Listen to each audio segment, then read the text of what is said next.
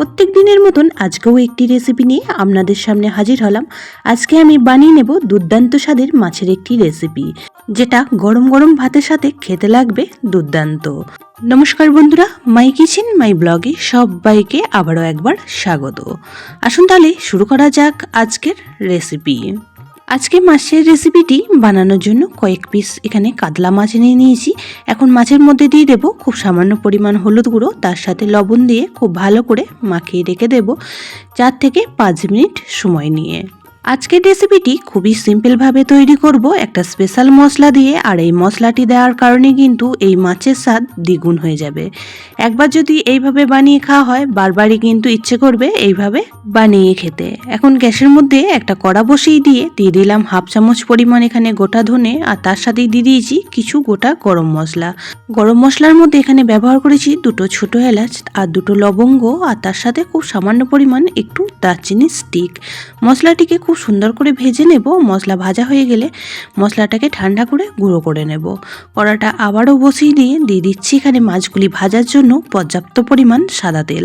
আজকে সম্পূর্ণ রেসিপিটি আমি সাদা তেলে বানাচ্ছি, আপনারা চাইলে সর্ষের তেলেও বানিয়ে নিতে পারেন। তেল গরম হতেই এখন মাছগুলিকে ভেজে নেব। মাছগুলি আপনারা যেমন ভাজা পছন্দ করেন তেমনভাবেই ভেজে নিতে পারেন, তবে মাছগুলিকে আজকে আমি বেশ একটু কড়া কড়া লাল লাল করে ভেজে নেব। এক পিঠ ভাজা হয়ে গেলে অপর পিঠটাও উল্টে দেব, আর উল্টে একই রকমভাবে সমস্ত মাছগুলিকে ভেজে তুলে রাখবো। পুরনো বন্ধুরা সবসময় আমার পাশে থেকে আমাকে এতটা সাপোর্ট করার জন্য অনেক অনেক ভালোবাসা।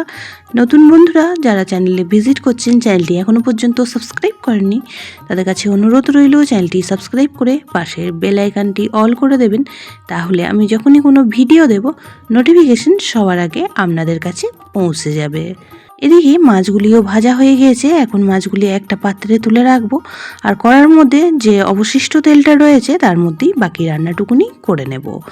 এখানে আমি একটা মশলার পেস্ট ব্যবহার করেছি। এই মশলাটা একটা বড় সাইজ টমেটো আর একটা বড় সাইজ পেঁয়াজ দিয়ে আগে থেকেই বানিয়ে রেখেছিলাম, সেই পেস্টটাই দিয়ে দিলাম।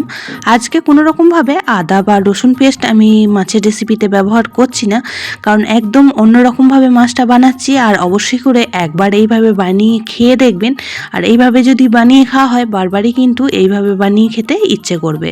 এখন অ্যাড করে দিচ্ছি 1/2 চামচ পরিমাণ হলুদ গুঁড়ো, আর তার সাথে দিয়ে দিলাম 1/2 চামচ পরিমাণ লঙ্কা গুঁড়ো। ঝালটা অবশ্যই আপনারা আপনাদের পরিমাণ মতন দিয়ে দেবেন। এখন সমস্ত মশলা খুব সুন্দর করে কষিয়ে নেব। মাছের রেসিপিটি এতটাই সুস্বাদু তৈরি হয় যে বারবারই কিন্তু এইভাবেই বানিয়ে খেতে ইচ্ছে করবে। বাচ্চা থেকে বড় সকলেই খুবই পছন্দ করবে। সবাই সবার মতন করে বানিয়ে থাকেন, তবে একদিন অবশ্যই এইভাবে বানিয়ে খেয়ে দেখবেন, এর স্বাদ কিন্তু জিভে লেগে থাকবে। মশলাটা খুব ভালো করে কষিয়ে নিয়েছি। মশলা থেকে তেল ছাড়তে শুরু হয়েছে। এই পর্যায়ে যে মশলাটা ভেজে রেখে দিয়েছিলাম সেই ভাজা মশলাটাই এখানে ব্যবহার করলাম। যতটুকু মশলা ভেজে রেখেছিলাম সমস্তটাই এখানে ব্যবহার করেছি। আর এই মশলাটা দেওয়ার কারণে এই মাছের রেসিপির স্বাদটাই কিন্তু দ্বিগুণ হয়ে যায়। এতটাই সুন্দর একটা গন্ধ বের হয় যে আপনারা না বানিয়ে খেলে বুঝতেই পারবেন না। এই পর্যায়ে আমি অ্যাড করে দিয়েছিলাম স্বাদ অনুযায়ী লবণ, আর তার সাথেই এখানে দিয়ে দিচ্ছি স্বাদের ব্যালেন্সের জন্য খুব সামান্য পরিমাণ একটু চিনি। লবণটা দেওয়ার সময় ভিডিওটা বন্ধ হয়ে গিয়েছিল, তাই দেখাতে পারিনি। এখন সমস্ত মশলা খুব ভালো করে আবারও কষিয়ে নিলাম।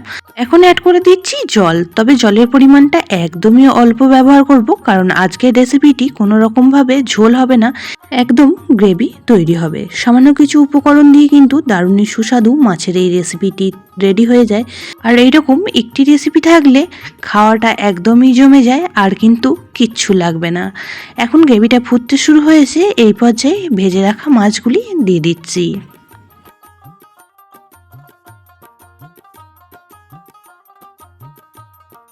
সমস্ত ভেজে রাখা মাছগুলি দেওয়ার পর খুন্তির সাহায্যে একটু ভালো করে উল্টে পাল্টে নাড়াচাড়া করে নেব, আর 3 থেকে 4 মিনিট সময় নিয়ে রান্নাটি করে নেব।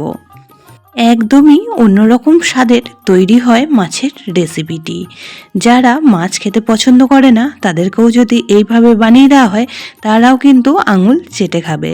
এখন ওপর থেকে দিয়ে দিচ্ছি বেশ কয়েকটা কাঁচা লঙ্কা মাঝখান থেকে টুকরো করে। এখানে আমি কাঁচা লঙ্কাটা ফ্লেভারের জন্য ব্যবহার করলাম, আর অবশ্যই করে একটু কাঁচা লঙ্কা দেবেন, তাহলে কাঁচা লঙ্কার ফ্লেভারটা কিন্তু এই মাছের মধ্যে খুবই ভালো লাগে। আজকের রেসিপিতে আমি কোনো রকমভাবে ধনেপাতা বা এক্সট্রা গরম মশলা ব্যবহার করছি না।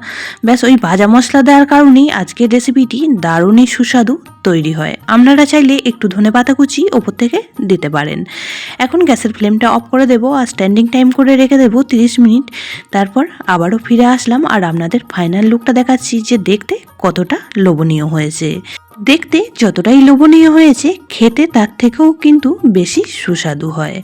আজকের রেসিপিটি আপনাদের কেমন লাগলো অবশ্যই কমেন্ট বক্সে জানাবেন। বেশি ভালো লেগে থাকলে একটা শেয়ার করে দেওয়ার অনুরোধ রইল। সবাই খুব ভালো থাকবেন, সুস্থ থাকবেন। আবারও দেখা হচ্ছে অন্য কোনো ব্লগ বা রেসিপির সাথে। ততক্ষণের জন্য সবাইকে টাটা।